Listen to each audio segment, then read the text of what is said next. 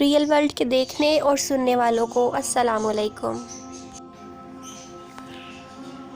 حضور سیدنا غوث اعظم کا والدہ کی نصیحت کو نظر انداز نہ کرنا۔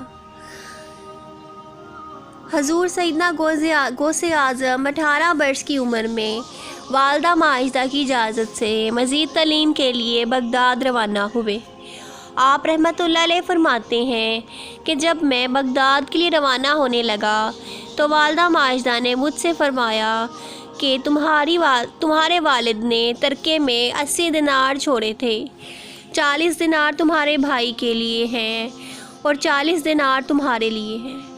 تمہارے دینار میں نے تمہاری قمیض کے اندر سی دیے ہیں۔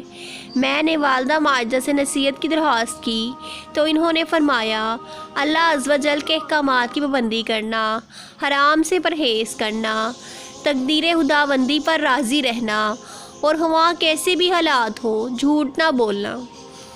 حضور سیدنا غوث اعظم رحمۃ اللہ علیہ فرماتے ہیں کہ میری والدہ اس بات کو جانتی تھی کہ بغداد میرے لیے ایک نیا شہر ہے اور وہاں میرا کوئی دوست، ساتھی یا غمخوار موجود نہیں ہے، اس لیے انہوں نے ایک سردہ خارج کرنے کے بعد مجھے اللہ کے سپرد کیا۔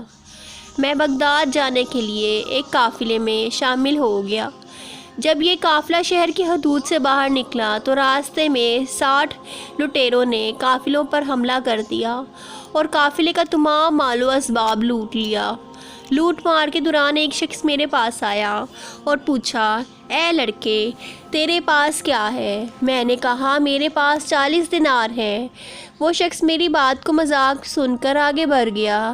اس کے بعد ایک اور شخص میرے پاس آیا اور اس نے بھی مجھ سے یہی سوال پوچھا اور میں نے اسے بھی یہی بتایا کہ میرے پاس 40 دینار ہیں۔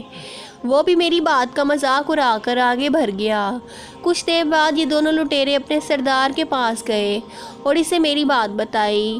اس سردار نے مجھے بلایا اور دریافت کیا کہ کیا واقعی تمہارے پاس 40 دینار ہے؟ میں نے اسے بتایا کہ ہاں، میری بغل کے نیچے سلے ہوئے ہیں۔ سردار نے قمیض کو ادھیر کر دیکھا تو اس میں 40 دینار برآمد ہوئے۔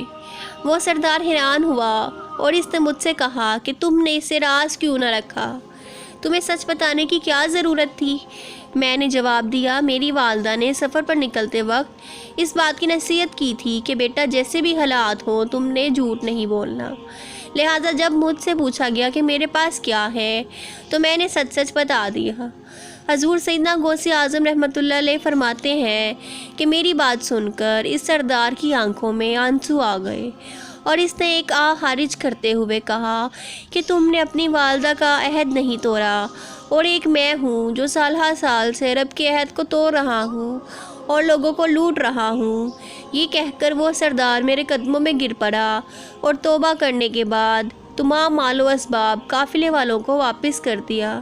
یہ پہلا موقع تھا جب کسی شخص نے میرے دست مبارک پر توبہ کی۔ ایسی مزید ویڈیوز کے لیے ہمارے چینل کو سبسکرائب کریں اور بیل آئیکن کو کلک کرنا مت بھولیں۔ جزاک اللہ خیر۔